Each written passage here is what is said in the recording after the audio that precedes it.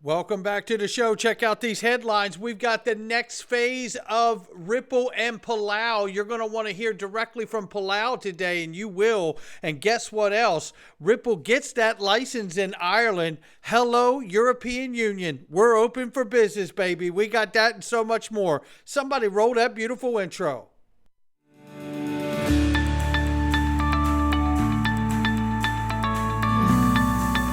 Digital Perspectives with Brad Kimes. Come on in.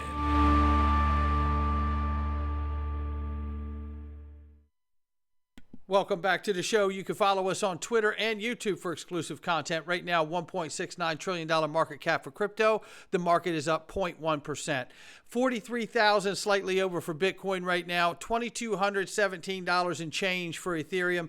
We see 91 billion plus for the market cap of Tether, ladies and gentlemen. 62 cents for XRP. The market is up 2.3% on the 24-hour and 2.8 on the 7-day.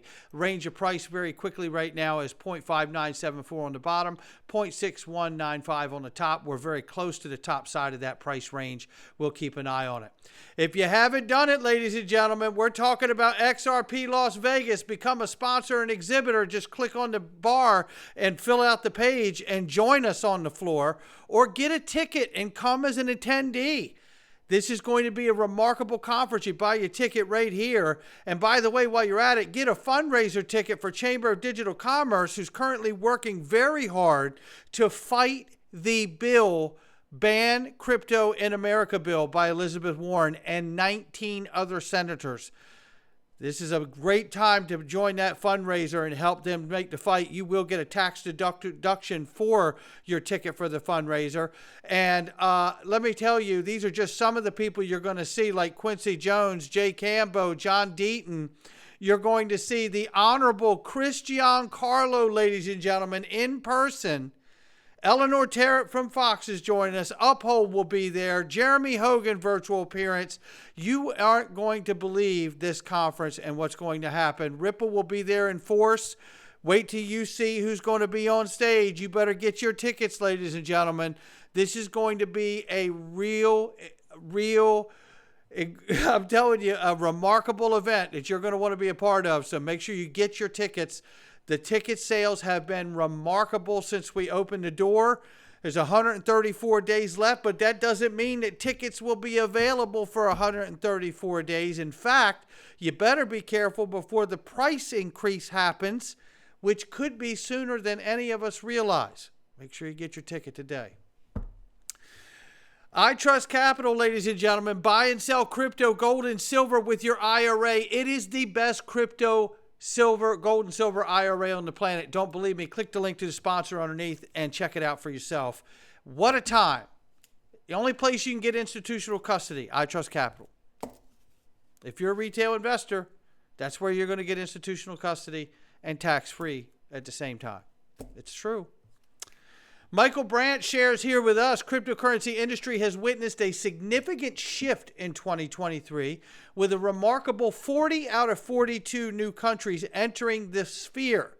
And this is interesting because, I've read the article so we don't have to here, is essentially that the FATF, the Financial Action Task Force, and the travel rule that had come up about 4 years ago now, is being really, really heavily looked at by 40 of the 42 countries in the space.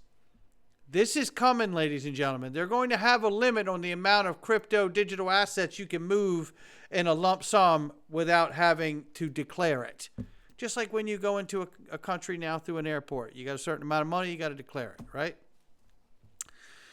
Then we see this, the proliferation of stable coins such as USD Tether, USDC, poses new challenges to central banking operations. Despite their name, stablecoins often lack stability, raising concerns about financial stability. This is one more step towards pointing at the fact that they want prudential, that the government wants prudential regulation over top of stable coins.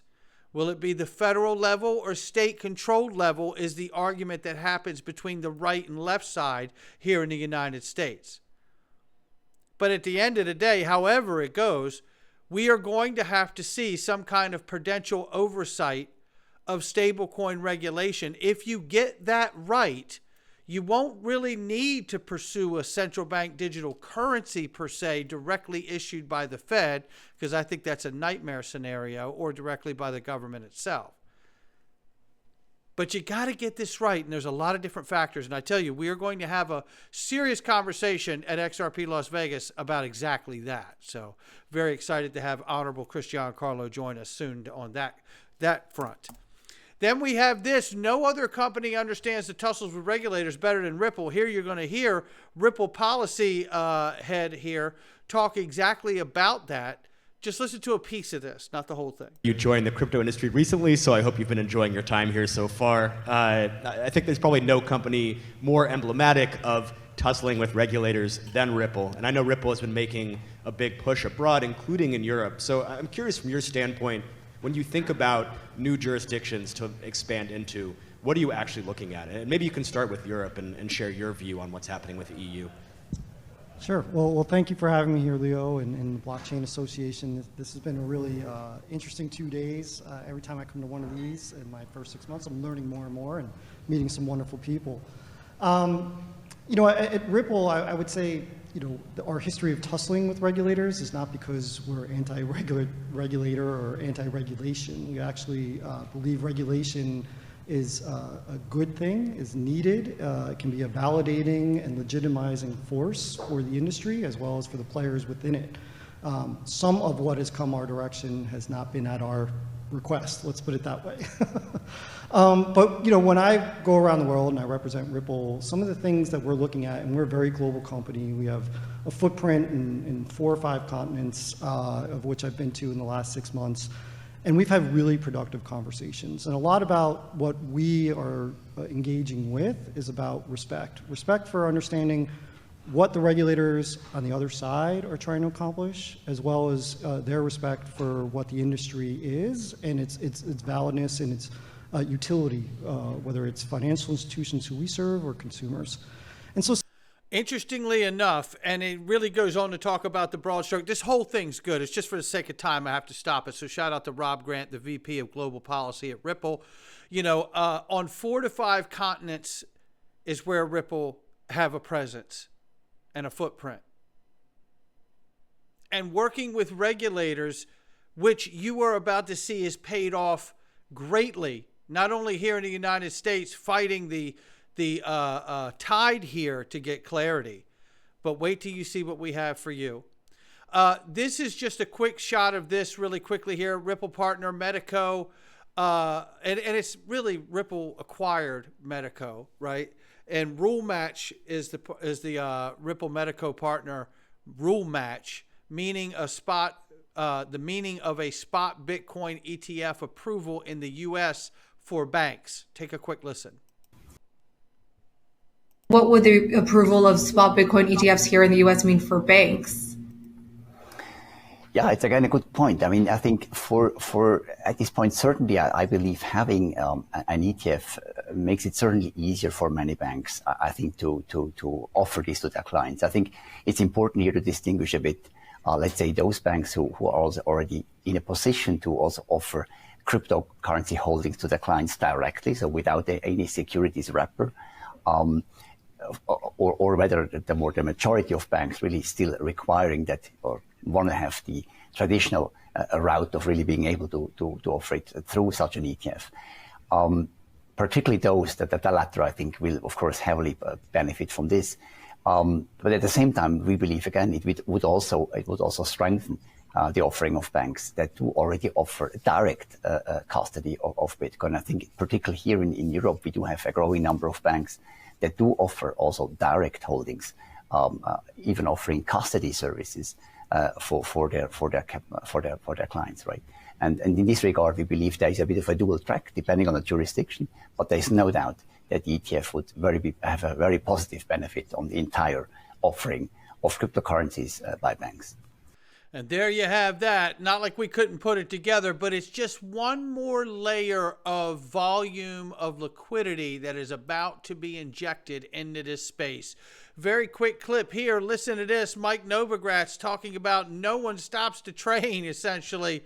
Say, you're not stopping this. This is coming. I don't think there's any possibility now that that either politicians or corporate leaders, Jamie Dimon and the like, say, look, this is used to fund terrorist activities. The only use case is for money laundering and nefarious means. And Elizabeth Warren says, look, Jamie Dimon is right. We need to put a stop to this. That's the horse is out of the barn. That's never happening. Yeah, it's not happening. Listen, this is a global asset. I mean, there are so many unbelievably respected investors that believe Bitcoin has value. And so, again, I would sit, Ray Dalio and Jeff Yoss and Abby Johnson and Bill Miller, and I can give you 50 of them on the other side of the table from Jamie Dimon or Elizabeth Warren and say, like, who gives you the right to say what has value? The terrorist financing illicit use cases has kind of been debunked. Yes, some crypto is used for bad things, but not nearly as much as fiat, right? I mean, Jamie Dimon's bank has paid $38 billion in fines since he's been there. $38 billion in fines. I've made that point myself. They manipulated the U.S. Treasuries market, the silver market. $8 billion. Add up all the bad trades with crypto, it doesn't add up to $38 billion. And so should we ban JP Morgan? I mean, that's a crazy statistic. So Gary Gensler and some of the other regulators, is it easier or safer to just not do anything, or doesn't that sort of leave investors in this country, actually around the world, just that makes it more risky than if they were to actually just take the bull by the horns and decide what to do? There's a group of both Democrats and Republicans in D.C. that want to get legislation through. There's two pieces of legislation that would really give us a good framework around both stable coins and the rest of crypto. And it's Elizabeth Warren and the White House, the Biden White House, that is stopping that. And I think post this election, we will either have a new administration, either Democrat, Republican, and even if Biden wins, my guess is there's a new Secretary of Treasury and a new head of the SEC, and we'll finally make some progress. There are plenty of Democrats that want crypto legislation.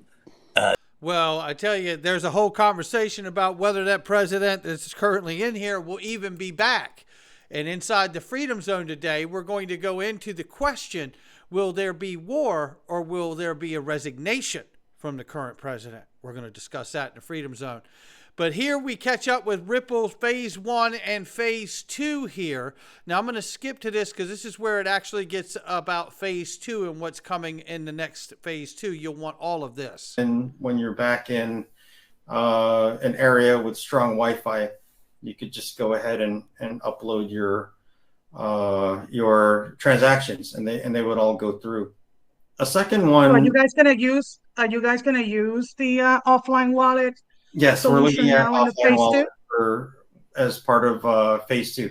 So Phase 2 is kind of, so the first few months of Phase 2, we're going to tackle a lot of the administrative and regulatory issues and requirements, right? Because there's a lot of stakeholders. We're dealing with money. We're dealing with.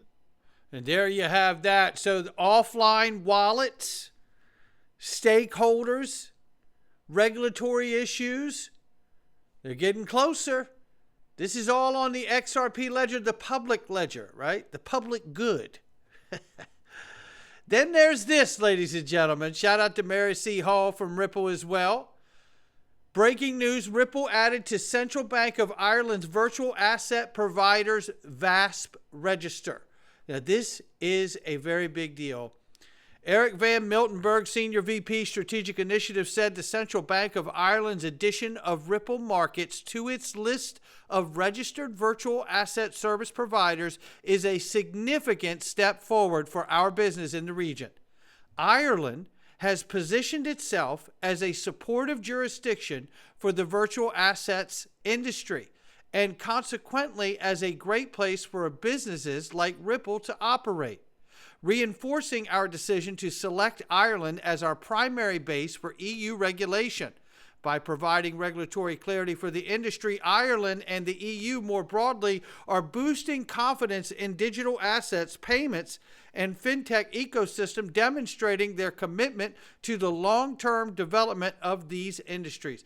Look, this opens the door for all of Europe. And here's a nice thread we're going to run through very quickly here to tie it all in here. The blockchain behemoth just cracked the Emerald Isle regulatory vault, emerging as a bona fide virtual asset service provider, joining the likes of Coinbase, Gemini, and MoonPay in the CBI's exclusive club. This ain't just a green light, it's a green lighting ceremony with fireworks and a jig to boot. It says here, let's dive into why this matters and what it means for Ripple and the broader crypto landscape. 1. Regulatory green light. Ripple is now officially listed in the CBI's VASP register, allowing them to provide specific digital asset services in Ireland. This includes conducting transactions on behalf of individuals or entities, crypto exchange services, and custody services. Hello. European expansion. With eyes on European Economic Area, Ripple aims to offer crypto services to clients following the impending MiCA, Markets in Crypto Assets regulation, set to be enforced by the end of 2024. Then you have this. Ripple's strategic move aligns with its commitment to operate in jurisdictions supportive of virtual assets industry. Ireland, with its favorable regulatory environment, is chosen as the primary base for EU regulation. Ripple's resilience. This regulatory win comes on the heels of Ripple's triumph in its legal battles with the United States SEC, highlighting the company's resilience and commitment to overcoming challenges. Notably, Ripple joins a Steam company in the CBI's VASP registry alongside a Coinbase, MoonPay, Gemini, and others. This underscores Ireland's growing prominence as a hub for crypto operations, with major players establishing a foothold. Ripple's decision to set up offices in Ireland almost 2 years ago is proving strategic as the company positions itself to serve the wider European market. This is absolutely remarkable. Ireland's pro-crypto stance attracts industry leaders seeking supportive jurisdiction. As Ripple expands globally, its success resonates beyond regulatory milestones. The community anticipates further advancements, and investors may find reassurances in Ripple's strategic positioning amid evolving legal landscapes and everything else that goes with it. You get the rest of it, right? This is a big deal, and I do believe, as a chain of blocks has said here, this is really a victory cocktail is what we're watching happen here, ladies and gentlemen. And to add to the regulatory clarity, we know that we also have 35 money transmitter licenses in the United States for Ripple Markets. October of 23, Singapore major payments institution license from the Monetary Authority of Singapore, the central bank there.